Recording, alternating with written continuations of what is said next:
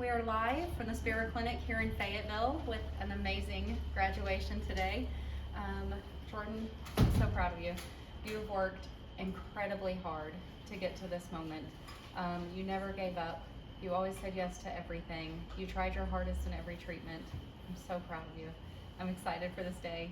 I promised I wasn't going to cry, so I'm going to give the floor to you so I don't.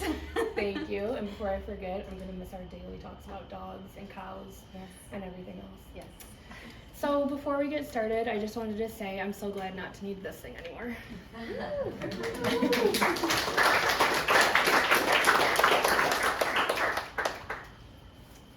Okay. So, in life, there are certain moments that define your life into two categories, before and after. In 2020, right before turning 26, and just 6 weeks prior to my wedding day to my high school sweetheart of 10 years, I had my first big before moment because I unexpectedly became widowed. Just 4 years later, and actually to the day of the anniversary of the worst day of my life, I got slapped with another divide of time. My life was changed in an instant yet again. After 10 long and miserable weeks post-op from a routine ankle surgery, I was diagnosed with something I've never even heard of, something called complex regional pain syndrome. Doctors at home telling me it's unlikely I'll ever walk again. Accepting life in a wheelchair at 29 did not sit right with my soul. I searched and read up on anything and everything I could find about CRPS and treatment options. So many of these options were not only looking grim, but just plain terrifying. Nerve blocks, a spinal cord stimulator, or ketamine injections were the first things suggested and the absolute last thing I wanted to try or put my body through. I kept coming back to one question in my head, and that was, what about me made a simple and routine surgery with a total recovery time of 4 weeks post-op go so haywire? Why did my body fail me, and why did I develop a neurological disease? I asked every single doctor at home this question, and none of them could offer me any form of insight to this nagging thought. In my research, I read about a place called the Spero Clinic, and to be honest, instantly thought, well, that place seems too good to be true. I made a consult with them anyways, because I made a consult with anyone who would talk to me. I just wanted to learn everything I could about CRPS. I chose to try treatment at Spero for a few reasons, but mostly because I appreciated their whole body approach and felt, if nothing else, my nervous system, which had been through hell and back the last few years, deserved this opportunity. They were the only team who suggested that any of my life experiences could be tied together with an invisible string and causing an illness in my body that roared its ugly head after my simple surgery. They were the only place that not only acknowledged my lingering question, but validated my feelings that yes, this was all linked together somehow.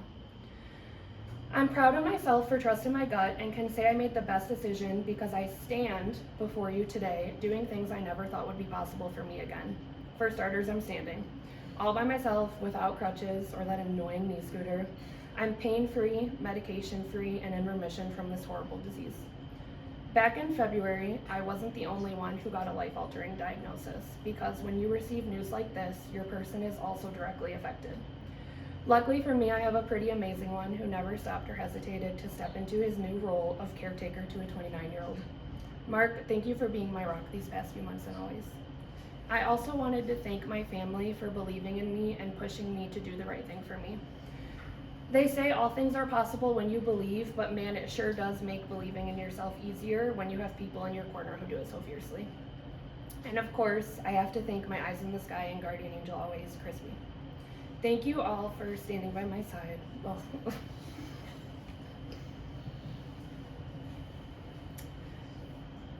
but I couldn't stand for myself.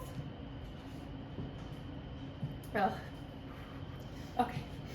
And thank you, Spero, for teaching me how to breathe properly so I can get out of things like that.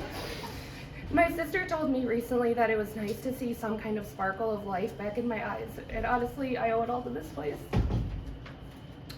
I cannot thank every single one of the therapists and doctors who worked with me enough for the part they played in not only making me walk again, but for making me again.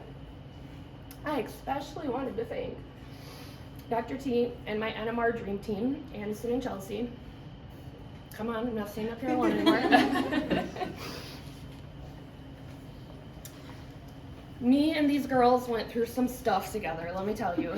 Between piezo, double wizards, a big toe that turned into a big pain in the butt, and every single day turning the room into what looked like an obstacle course for grown people upside down. I am so grateful to have had them on my team and by my side when I cried, screamed, swore, complained, broke down, stood up, and tried again over and over again these last few months. Chelsea, from the beginning of my journey, you always offered a hand to hold while Aniston tortured me, and you brought such a calming presence to my sessions every day. I'm honored we got to learn and grow together. Aniston. I didn't think I would ever meet anyone more determined to get me walking again other than myself, but then I met you. You pushed me to my limit every single day and forced me to be strong when I didn't think I could be. Not only were you hell-bent on defying the odds with me, but you made sure we did it right every step of the way when I was ready to just settle for moving my feet on the floor. I am not sure if it's a blessing or a curse, but throughout the day I hear you constantly in my head yelling at me and saying things like, "Why are you standing like that? You better fix that ankle right now. Flex your foot, Jordan. And that's the worst thing I've ever seen. Never do that again." But thankfully, all of your southern sass worked because not only did you get me walking again, but you got me running, walking backwards, jogging up and down stairs, lunging, and even doing knee highs and jumping off boxes. You met me in the middle of the darkest storm and forced the light out again. I'm eternally thankful for y'all. I'm so Arkansas now. I also wanted to thank Tyler and Ellie as well from Cold Blazer. Thank you. You guys went above and beyond for all of the special and wonky things my brain threw at you, and I appreciate you both so much. Not only did you guys here all give me my legs back, but you gave me my life back, and for that, a million thank yous could never be enough.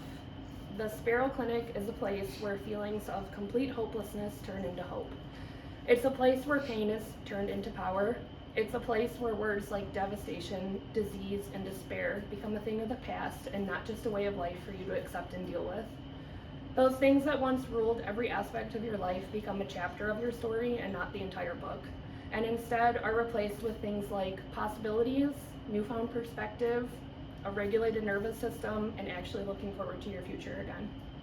For anyone who may be watching this and struggling with CRPS, there is hope and a better life does exist despite what traditional medicine may tell you. And that place just so happens to be, believe it or not, in Fayetteville, Arkansas at the Spero Clinic. For anyone listening here who is fighting the good fight, I wanted to close with one thing, and that is the pain that you've been feeling cannot compare to the joy that's coming. Hold on, my friends, pain ends.